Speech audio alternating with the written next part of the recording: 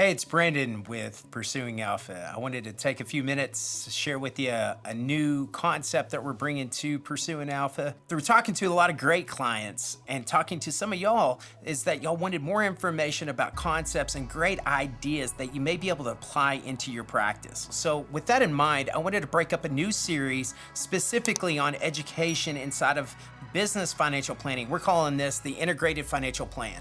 And so how to integrate business concepts and be able to leak over wealth and help you grow your business and help you grow your net worth as best as possible by great key planning concepts.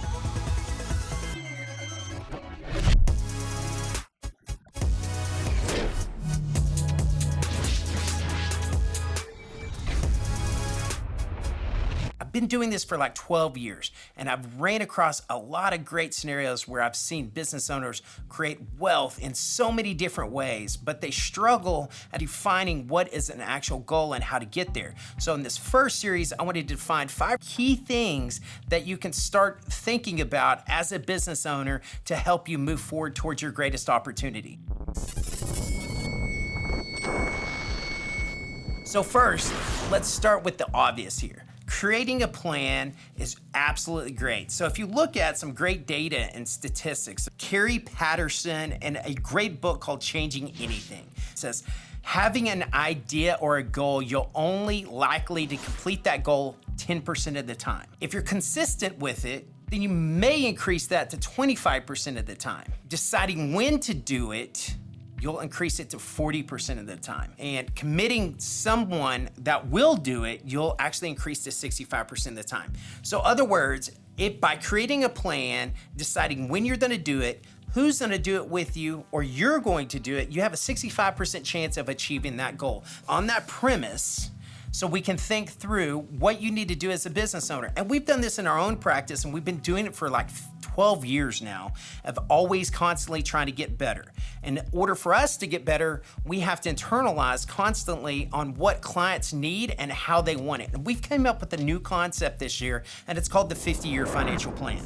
And why it's a 50-year financial plan is because it's so far out there that it empowers you to actually think really, really big. But then you distill back every single thing from 50 years into what you want to have happen this week, this month, this year, this quarter, this decade, and on down the line. But by thinking such big scale on what you want to do and how you want to live your life for the next 50 years, it empowers you to actually think big. And that's one of the key things that I think a lot of business owners don't do. I think they do life by default instead of doing it by design. And if you design your plan into what you want your business to look like, how much fun and enjoyment you have inside of your business, and how much you want to work in your business, it becomes something that you're passionate about, and you don't get that burnout that we all get as business owners. So let's dive into a couple of key things. So once we have a plan, right? And a 50-year plan is just that. It's just a target. And I put very little weight on it other than the fact that it creates that exercise. And you might have done this in high school and college where you actually had to do your own obituary and you had to say what your life was going to be like. It's another version of that, but it's one that moves with more intent. Like, what legacy do you want to bring on in your life? You know, how do you want to transition your business? Why are you in this business that you're in? You know, how are you creating wealth and how are you transforming that wealth? All these things are considerations that you might want to go through the exercise on creating a 50-year financial plan. If you would like, you can actually reach out to us as well, and we actually have a document for you to fill out to actually help you think through what your business looks like in the next 50 years and what legacy you want to leave and how do you want to leave it. It's a great way to actually internalize what's important to you and making sure that you seek your greatest opportunity instead of just working on whatever screams the loudest. And as a business owners, I think we can all attest and all agree upon that when we get to the office every single day, you have to derail your plan for that day. And so this helps you think through what you're then allowed to have the interruptions and what not you're then allow, and what goals you're gonna have, and then what goals that you want to deviate from, how much you want to work in the business and how little do you want to work in the business. And I think that's what true wealth is for most people. So the second concept that we're going to dive into today is creating the narratives around that 50-year plan. So if I have 50 years, now we have to just reverse engineer into what's important to us and then how we're going to get there. Okay, so we call these narratives. And so as they get closer down into that 1 year spot saying, I want to move this direction, then I'm going to define what narratives is going to help me get there and then who's going to do it. We'll talk about who's going to do it here in a little bit, but right now you just need to focus on trying to get the narratives out there. That is the key thing to making sure you're successful early on. I just want to reiterate here, just because this is big concepts of how to do integrated financial planning, right? And a lot of these concepts are really structured on how you want to live your life. I'm not a coach. This is not intended to be coaching for you and your business. However, a lot of the concepts still apply. And I want you to think through what's important to you and make sure that you're looking at, hey, is there something I can change in my business where I have a gap?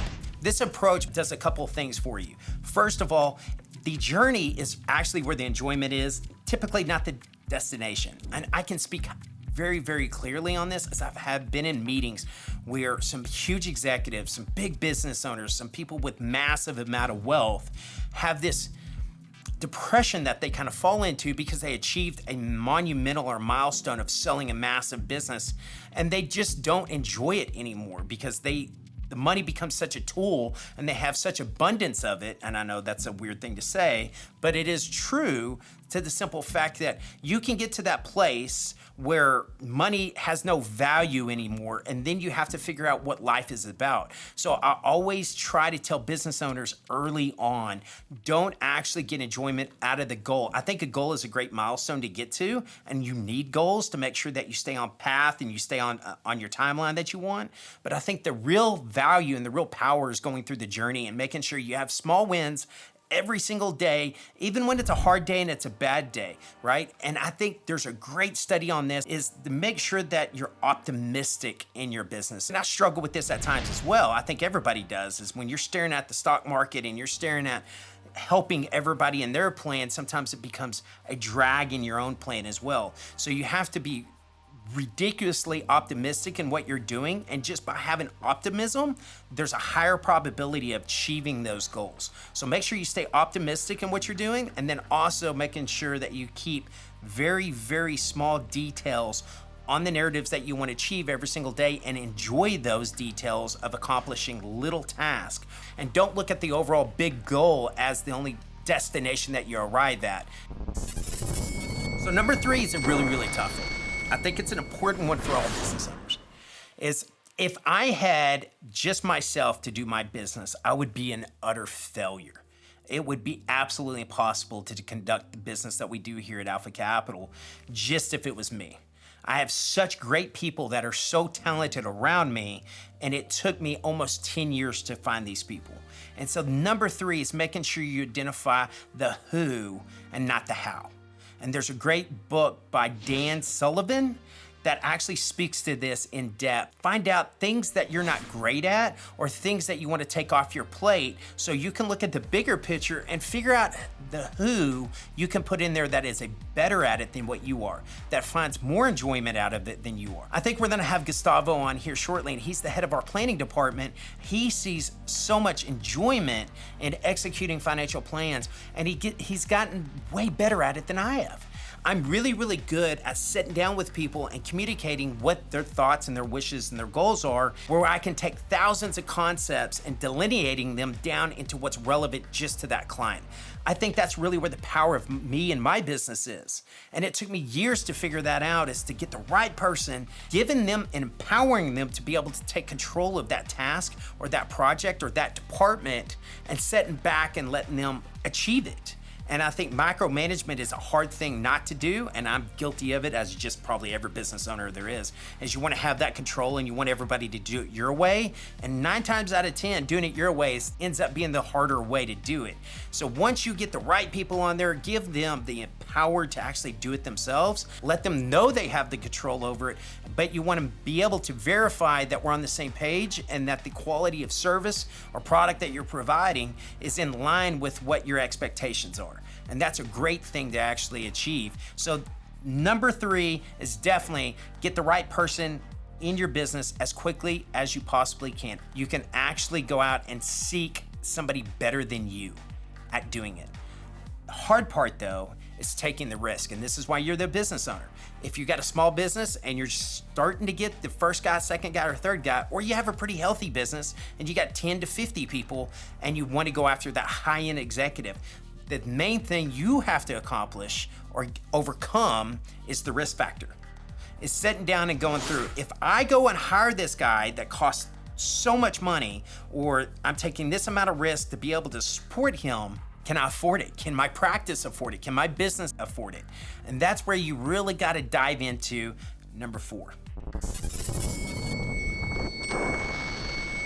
Number 4 has been around for a long time. I don't want to dive into it too much, but I really want to bring it up and make sure you look at it. This is kind of what we consider in the business is a gain meeting, right? What did you gain from doing these things? Well, if you don't know what to gain or what key production indicator you have, or KPI, that's what's common in the industry, in every industry in business. It's developing key production indicators to figure out what you've gained, what you've achieved, what you've accomplished. Once you figure all those things out in business, then you can figure out, did it make sense for you to move forward? If you get great KPIs put together, those are the things that you can actually measure to see if you're doing a good thing. And there's 2 sets of KPIs, and this is where I think a lot of business owners get it wrong, is they think that revenue is a KPI. It's not. Revenue, especially in business, is the outcome of the KPI. It is a lagging indicator of how you're doing in business. It is a very important measurement, and we still have those as KPIs. But we understand that there's leading indicators and there's lagging indicators of your business. And you have to delineate between the 2 separate ones as you're developing your KPIs. And so you always are going to want to gravitate towards the lagging indicators. It's just natural, right? So it's easy to, figure out, did I make money, right? Am I growing my wealth? Am I moving forward? The leading indicators you have to think through, and they're typically things you can control. So as a business owner, if I call these people and get in this business, that's a leading indicator. I can't guarantee they're gonna meet with me or do business with me. If I make these phone calls, I have a higher probability of being successful. And if you're selling a product, right? If you go out there and go meet with the supply chain, that's a key leading indicator. So small business owners, not all of them, but most of them, when you're small and you start out, you have a big problem where you wanna work in your business. You wanna be not the who, but the how guy. How do I get this thing done? How do I finish this task? How do I achieve these things? How do I build this thing? That's natural because you are only one person and you got to do everything. You got to wear all the hats. But when you figure out who's going to help you get these things done, it changes your mindset. Then you roll that into your KPIs. And so then you have to really think through, how am I going to get this done with who's going to be applied or who's going to do it for me? And then how do I measure that person as he's progressing through the key production indicator? And so it's very, very important, I think, for all business owners, as you dive into finance, is to start by figuring out what a leading indicator is first, and then jumping back into what you naturally gravitate towards is, how's my financials working out? All right, so let's get into the financial side. We talked all the way about conceptually about a business. Let's take a few seconds to talk about finance. I've found in doing this for 12 years is that 90% of my clients in business, before they retire, have 90% of their wealth back into their business. And it's natural.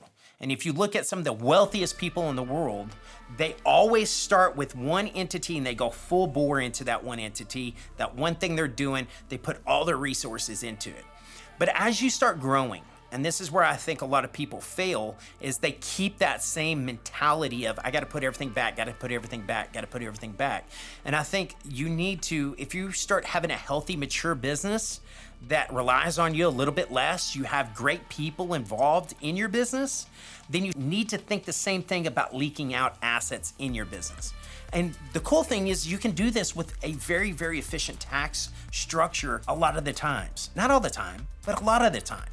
And those structures can be tax benefits from real estate, R&D. Those could be just things that you sit down with your CPA over and go over and make sure that you're efficient.